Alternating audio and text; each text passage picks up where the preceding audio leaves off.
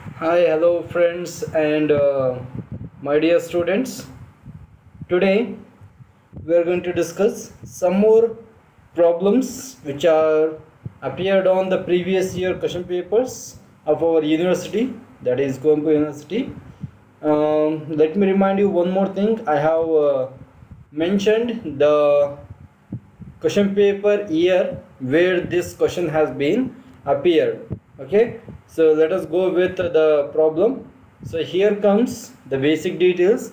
Mrs. Raksha provides the following data regarding her transaction for the sale of his residential house for the assessment year 2019-2020, and we have to compute the taxable amount of the capital gain which can be taxable under the assessment year of 2019 and 20. Okay, so these are the basic details. So here comes the statistical information, that is we have divided this information into two columns, particulars and amount column. House purchased in 2001 and 2. So this house has been purchased by Mrs. Raksha in the year of 2001 2 for the amount of 3 lakh rupees. So hope that you can remember the previous classes and you can identify what kind of the amount is this. This is the cost of acquisition, right? And next one, second one, that is sold in November 2018.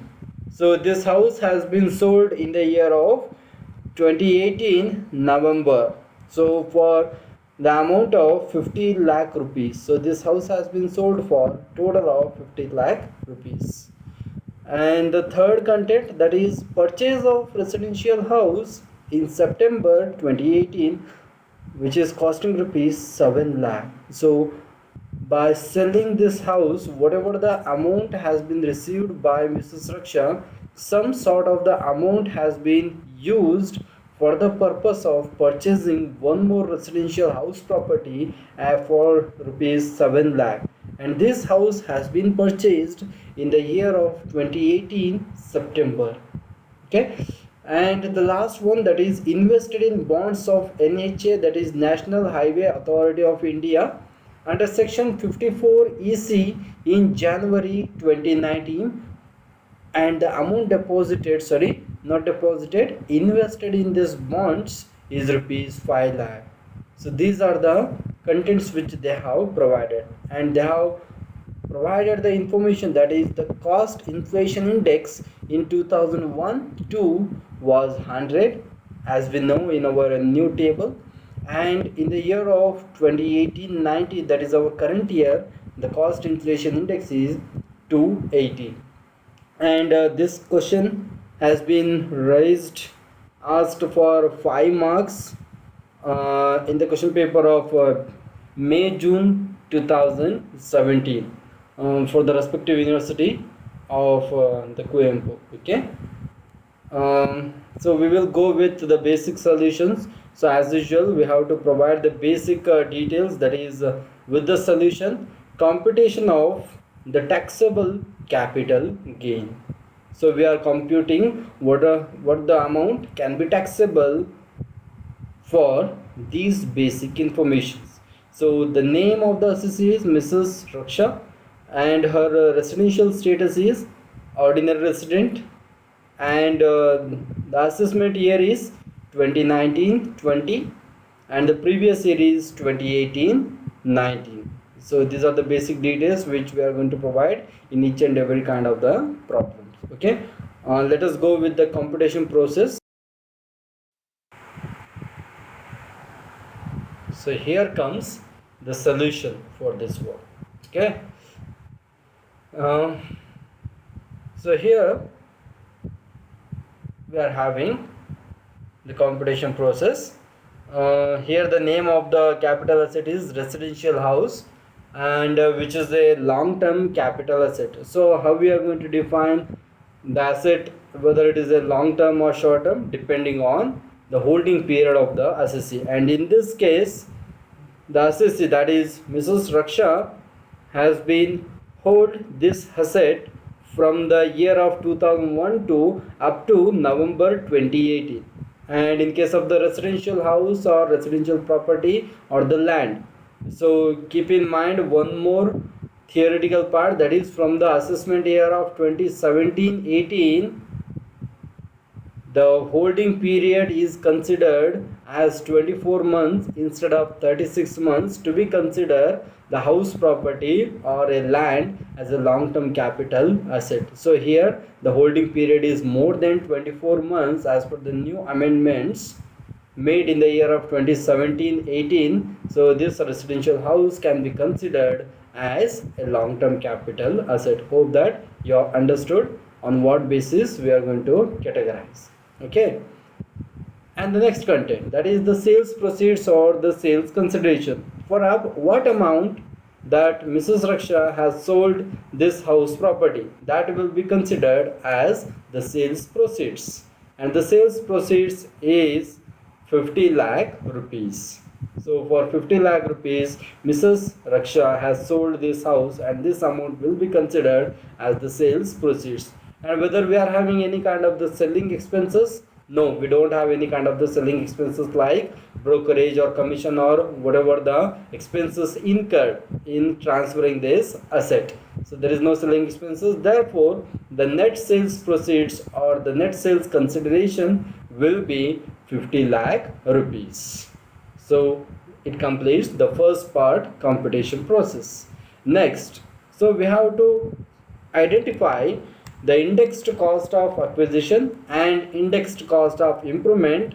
In case of the improvement which is made after 1st April 2001 can be considered. If there is any improvements or the cost of addition or the cost of development which is made prior to 1st April 2001 is not going to be considered, it should be directly ignored. Let us go with both the contents. Indexed cost of acquisition, which is going to computed based upon the formula. So as in this case, the asset has been acquired on the year of 2001-2, we have to go with the formula, and the formula for the indexed cost of acquisition when the property has been acquired on or after 1st April 2001, that is on our base year. So here we have to apply the formula, and the formula will be, the formula is familiar to you guys. Why? Because we have discussed in the previous classes also. So let me remind you once again, that is the indexed cost of acquisition equals the cost of acquisition multiplied with the current year index divided by the index of the year of acquisition. So here the cost of acquisition is presented here 3 lakh rupees multiplied with the current year index, that is for us the current year is 2018-19 and the index for 2018-19 is 280 divided by 100. So 100 is the index of the year of acquisition. This asset has been acquired by Mrs. Raksha in the year of 2001-2, and therefore the index for 2001-2 is 100, and therefore the indexed cost of acquisition is rupees 8,40,000. Okay, and second one, indexed cost of improvement. There is no indexed cost of improvement which is made before or after 1st April 2001, so directly we can present nil. And the total indexed value, that is rupees 8,40,000. So we are going to get the gross long-term capital gain, that is rupees 41,60,000. So how? It means 50 lakh, that is the net sales proceeds which is deducted from the total indexed value, that is 8,40,000. 50 lakh rupees minus 8,40,000 rupees, the remaining balance will be considered as the gross long-term capital gain. So that amounts to rupees 41,60,000.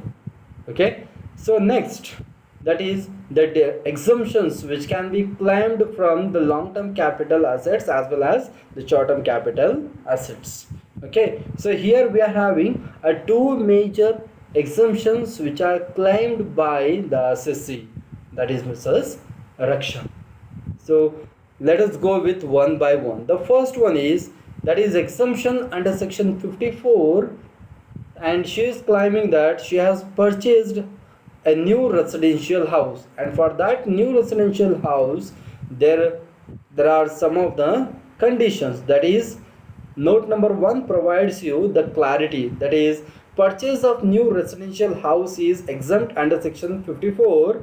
Why? Because if the assessee acquires another residential house property within 1 year before or within 2 years from the date of the transfer, or constructs, if in case the assessee is going to construct one more new house property, then within 3 years from the date of the transfer is qualified for claiming the exemption. So therefore here the new residential house has been purchased in the year of September 2018, and this amount is eligible for deduction. Why? Because the purchasing or the acquisition has been made within 2 years from the date of the transfer. That's why.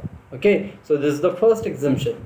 Second exemption is, that is exemption under section 54 EC. Let me remind you one more thing, that is under section 54 EC we are having two exemptions which can be claimed.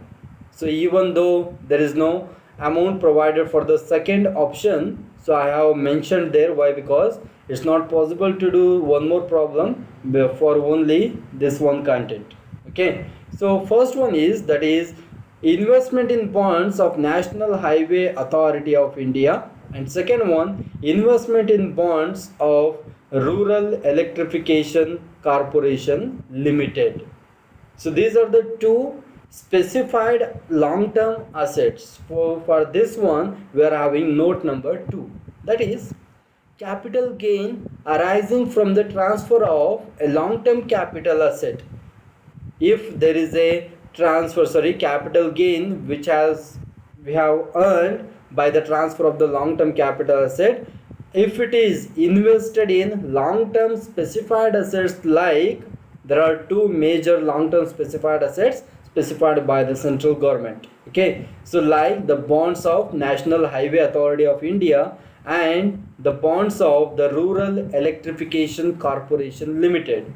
So these two organizations, if the assessee has invested on the bonds of these organizations, is exempt from tax under section 54 EC if the investment is made within 6 months from the date of transfer of the original asset. And here the original asset is residential house, and this residential house has been transferred in the month of November 2018, and the investment which is made in National Highway Authority of India bonds is made in the year of January 2019, which is within 6 months from the date of transfer of the original assets, and therefore the investment in the bonds of NHAI is eligible for deduction. And remember the second one also, that is investment in bonds of Rural Electrification Corporation Limited. Okay, so here in this problem they have not provided, even though I have mentioned. Okay, so these are the two exempted amounts which are qualified for the exemption under section 54 and 54 EC, and the total exemption claimed by the assessee is 12 lakh rupees. So 12 lakh rupees, which is lesser than the long-term capital gain, so we can provide the exemption. Okay, so therefore the taxable long-term capital gain amounts to rupees 29 lakh 60,000. So 29 lakh 60,000, how it comes?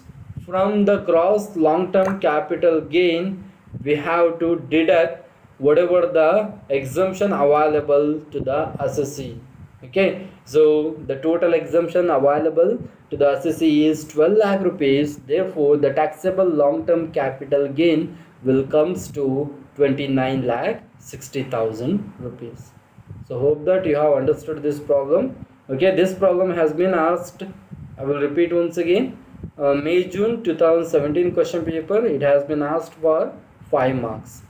Okay, and one more thing, that is section 54 EC, it relates for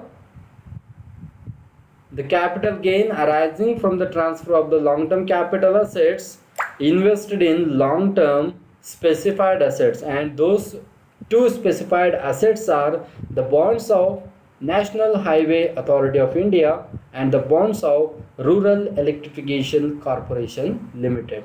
So hope that you have understood this problem. I will go with one more problem which has been appeared in our previous year question paper. Okay.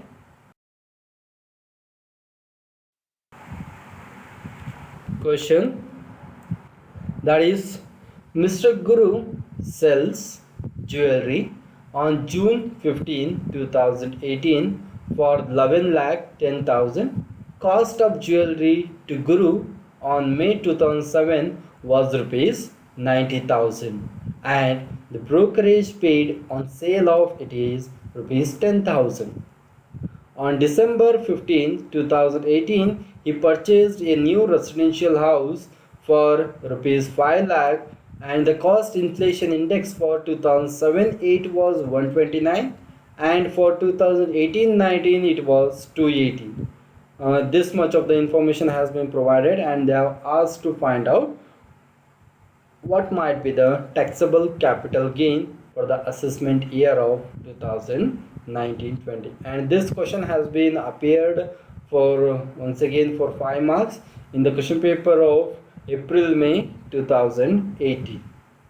Okay, so the simple information they have provided here, the sales consideration is 11 lakh 10,000 and the cost of acquisition is 90,000 and the selling expenses, that is brokerage, is 10,000.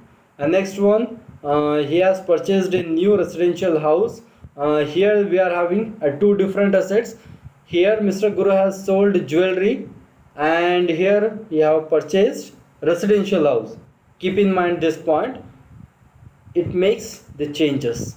Okay, so the cost of acquisition of the residential house is rupees 5 lakh. Okay, so these are the basic information which they have provided. Let us go with the solution.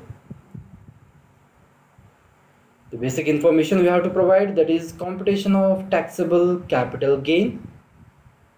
And once again the basic details, that is the name of the assessee is Mr. Guru and his residential status is ordinary resident and the assessment year is 2019-20 and the previous year is 2018-19.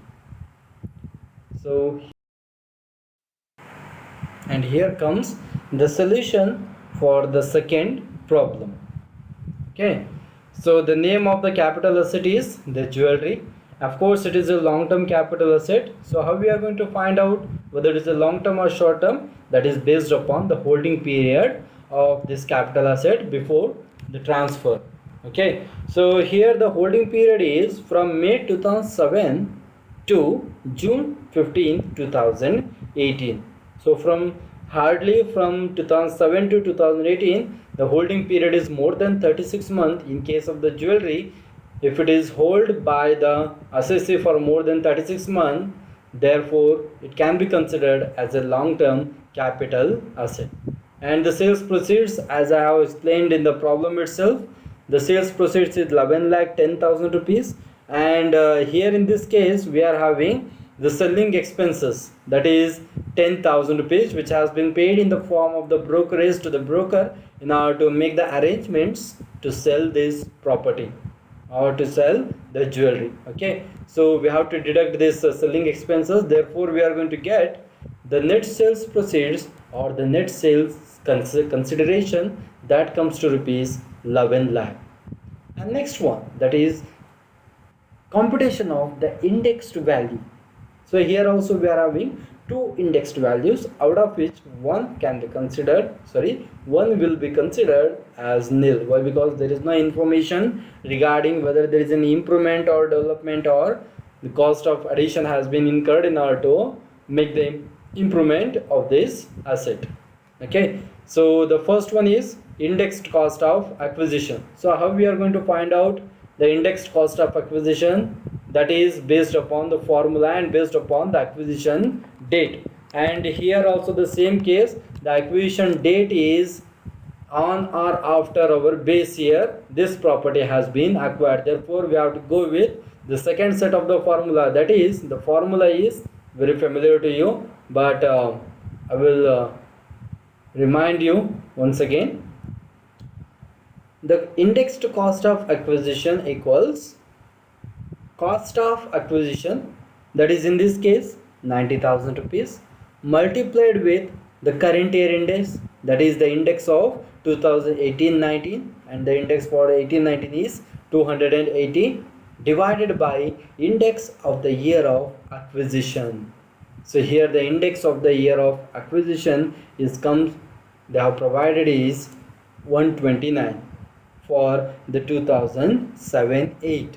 The index is 129. Therefore 90,000 multiplied with 280 divided by 129, that comes to rupees 1,95,349.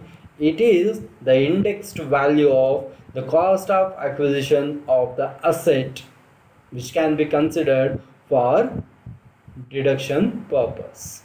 Second one, that is indexed cost of improvement. So there is no indexed cost of improvement, so we have to directly write, or we can put nil amount.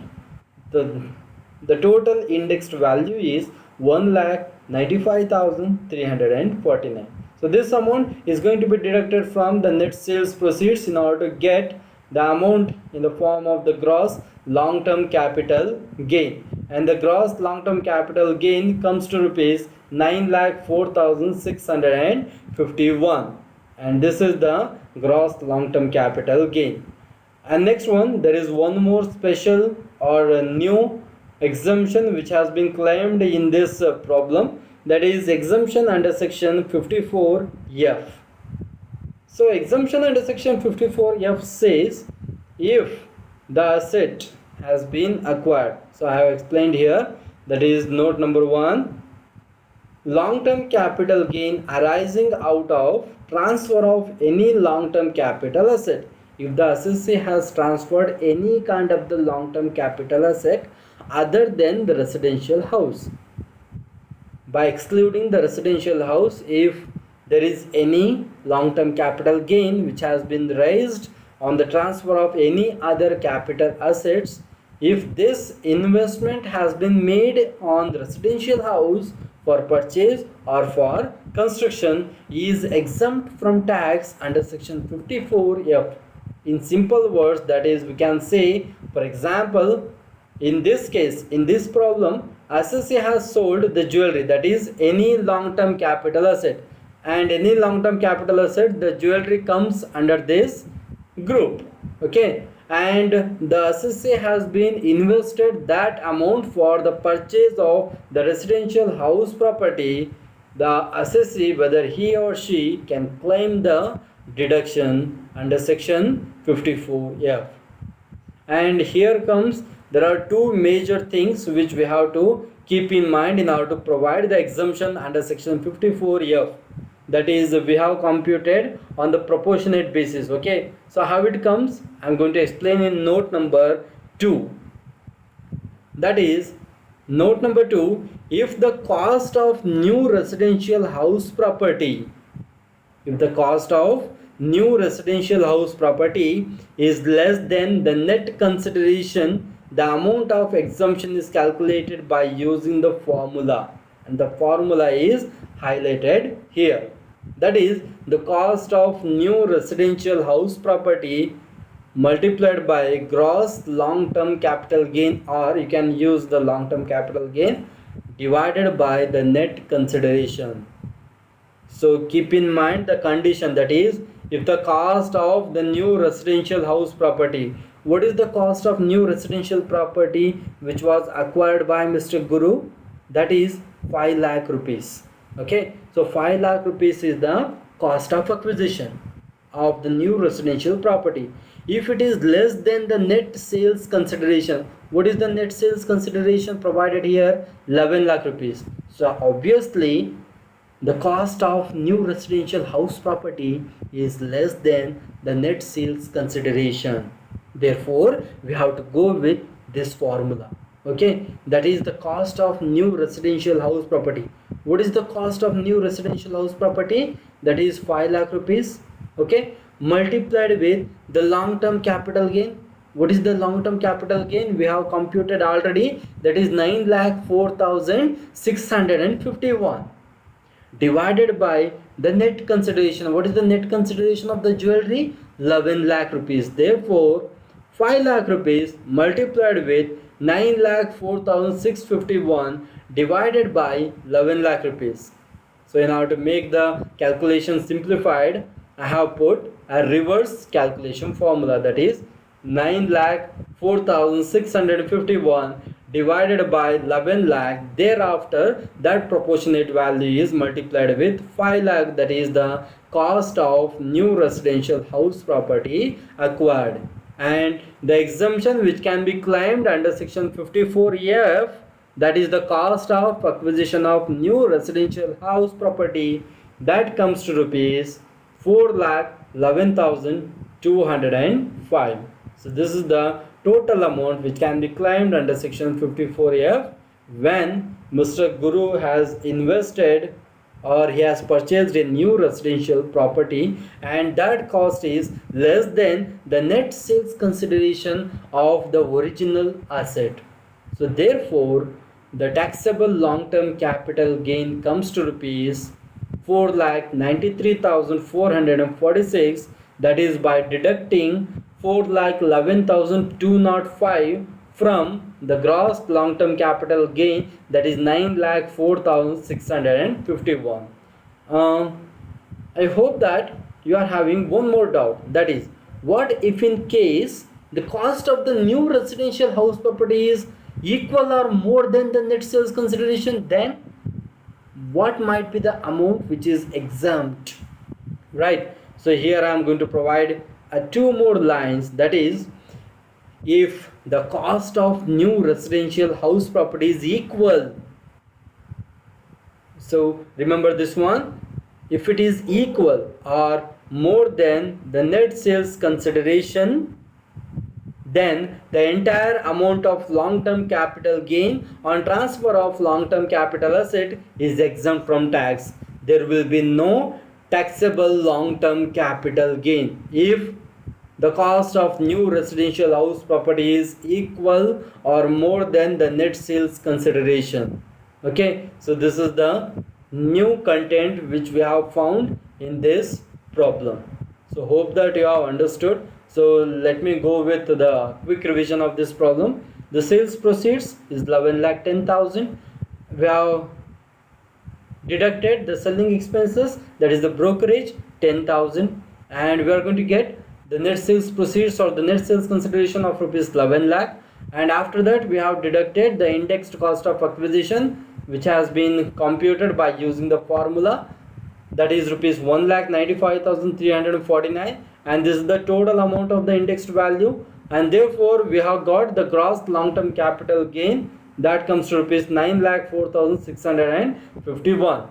And we have provided the exemption under section 54A if in case the long term capital gain which is raised from the transfer of the long term capital asset other than the residential property, and that long term capital gain has been invested on the on the residential house property, is exempt from tax under section 54F.